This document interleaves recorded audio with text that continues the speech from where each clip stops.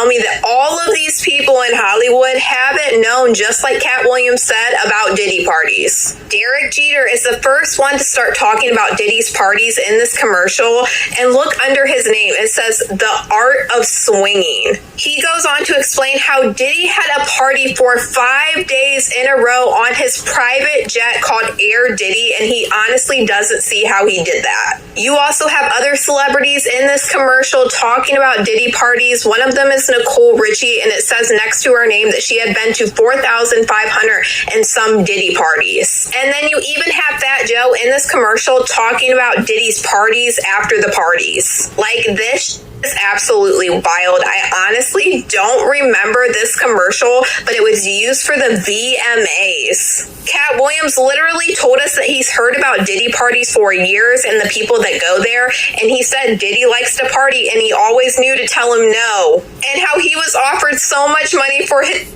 hole. I don't care what nobody tells me. All of this Diddy stuff was well known in Hollywood, and this commercial is literally showing it. I'm gonna go ahead and roll y'all this crazy ass commercial about Diddy parties, and you guys let me know what you guys think about all this in the comments. For the next 53 seconds, we'll take an in-depth look inside Diddy parties. Diddy once threw a party on a jet flying around the world. Now, it started on a Tuesday and somehow ended on the previous Sunday. I don't know how he did that. Now that I'm engaged, I've decided to slow down a little. 3 Diddy parties a week. Maybe 4. Not including the weekends. Well, I remember one day we went to this Diddy party. Lil Jon forgot his pimp cup. Yup. He went to Diddy and asked if he had a pimp cup Lil Jon could borrow. And he had a whole bunch of pimp cups. He had a pimp set. It's hard to say which is more off the hook. A Diddy party or a Diddy after party. Or a Diddy after party, which is basically a pre-party for the next Diddy party. The Diddy party legend continues tonight at 8 p.m. You gotta realize, man, he learned from Andre Harrell. He learned from Russell Simmons. He learned from Clyde Davis. You understand? When those people are telling you that they were heavy into the drugs, they was heavy into beating women and doing things at that age, at that crazy stage, that's gonna make him think that he could get away with the same thing that they was getting away with back then. With the grand jury and their different sessions and stuff like that. And then what one of the witnesses told me, I just figured it out that it was going to be around September that they were going to bring him in, bro. People might not understand. It's difficult when you see a brother that has so much promise become an icon as far as in the music business and stuff that he did, to turn around and just tear his whole life down. But it's all because of his mentors and the people that trained him and taught him the music business. You know, it's all about the people who trained and taught him the music business, because Puff wasn't he wasn't born a monster. You know what I'm saying? He was made into a monster, brother. Do you understand what I'm saying? He was made into a monster from the stuff that happened to him, the things that he had to do. You understand? The things that he had to do to become who he is. You know what I'm saying? You know, it's like this, brother. You never like something so much that you can't do it out, and you never be willing to do anything to get where you want to be at. You got to have principles, you got to have morals, you got to keep with that where stuff. You want to be at. You got to have principles, you got to have morals, you got to keep with that stuff. And in that music business, a lot of that stuff get thrown out the window. You understand? And that's what happened to him. He started doing the things to other people that was done to him. To keep it frank, he was doing the things to other people that was done to him. And it is what it is. You got to know better. And if you know better, you will do better. That's a learned behavior, bro. Now, I'm not saying that he may have been doing a couple of things here and there with women, stuff like that in New York, but the things that they're talking about that he was doing, bringing in prostitutes to have sex with his girl and all that stuff like that. That was some crazy stuff to me, man. So I'm just looking at this whole thing, man, and you had asked me, and we don't have these conversations like most people do. We're going to go back and you're going to tell me what, we're going to talk about this. You said, I'm going to ask you how you feel, bro. I don't want no man to ever go to jail and be leaving their kids behind, be leaving their family behind. You understand? But some dudes belong in jail. There it is. Based on what they do. There it is. And how they do it. We know that to be true. And it's just this situation, man, when they get down to all the facts and all what happened, he may belong in jail, bro. And that's not my doing. That's not Cassie doing. That's his doing and his learned behavior from the people that mentored him. So let's get right into it. Legal experts are expecting Sean Diddy Combs to cut a deal. Now, we're going to get into that. We have a legal expert weighing in. We're going to discuss all of that. But first, I want to say that did not take too long. Mister, I run this city. Since the cops, the DA, the feds to come get me. It literally took less than 36 hours. He didn't even make it to 2 business deals and 2 business days until he decided to, I guess, squeal. Now, hear me out. He should. I want everybody to be bought in. However, they are saying that Diddy's confessions, plea deal, or whatever is going to send shockwaves, not just through Hollywood, not just to the music industry, but even up to Wall Street and in the politics. Let's not forget that Diddy was working closely with the DNC. Let's not forget that Diddy had billionaires, Wall Street bankers. It was a who's who of who had money. Now, what does Diddy expect to get out of this plea deal? Well, for one thing, less time. Right now, Diddy is facing up to 60 years per count, or maybe it's 60 years total. It don't matter. The point is Diddy is 60. 60 plus 60 is 120. And last time I thought, I don't think that Diddy's going to be, because they say the first person that's going to live to be 150 years old has already been born. I don't think Diddy's the person that's going to live 150 years. So basically, he can either die in jail, they'll seize his assets, his children will be left destitute, pretty much homeless, because they're going to have to sell that mansion. So his children will be left destitute and homeless, or Diddy can open his mouth and sing on an industry that did not care about saving him. Really quick, you guys, let me just go into the chat. Also, in the last chat, I didn't thank all the people that sent me super chats. I'm going to thank you guys in a second, but let me just get into this and then we'll go over the super chats. From the last live stream, where it was actually a re-upload of Shine, when he literally said that he wanted his case dismissed from Diddy. Go ahead and watch it. I have a Jonathan Adi playlist where we go through receipts. I have a Shine playlist. Y'all know I got a Diddy playlist. Go ahead and check it out. We've been doing a lot of deep dives and investigations since December. And since, you know, it's just like the Jonathan Adi stuff.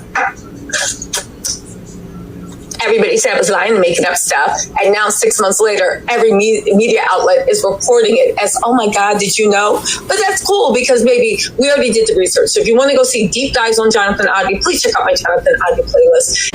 All right, let's go. He brought this up out the blue. He was like, when you hear about the victims and the victim saying, Diddy shot her. And the reporter was like, huh? He's like, oh, you didn't hear that? Now he about to go in. Shy cracked me up. Oh, you didn't hear that?